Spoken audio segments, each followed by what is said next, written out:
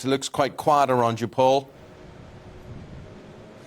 Yeah, there's no picket line assembled yet, but there will be later on today. You know, it's funny, Eamon and Isabel, I was standing here on the first day of industrial action when this rail dispute started, which was the first sector that saw this industrial action. So way back in July, I literally stood on this spot and was talking about how train drivers, railway workers from Network Rail and the rail companies were going on strike because they felt that they weren't getting a fair pay rise. And now all these other sectors have joined in, but essentially the dispute hasn't shifted. So today it is train drivers, most of whom are represented by Aslef. A couple of hundred are also represented by the RMT, and they are unhappy with the offer that the Rail Delivery Group, that's the body that represents the train companies, have put on the table. So the Rail Delivery Group are offering 4% backdated to last year, 4% this year. According to Aslef, that was not and could not ever be acceptable, and its General Secretary Mick Whelan said the union was open to further talks, as the RMT's Mick Lynch has also said. So talks are ongoing,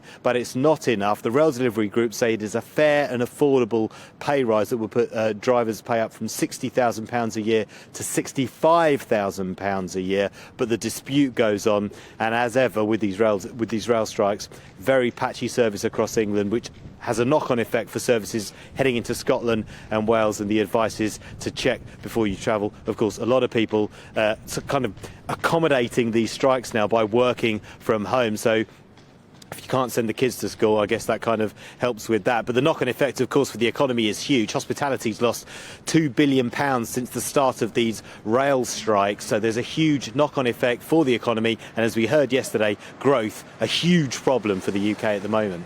Yeah, indeed. OK, Paul, thank you very much for your analysis, and interesting to look back on where we've come during those months. Thank you very much.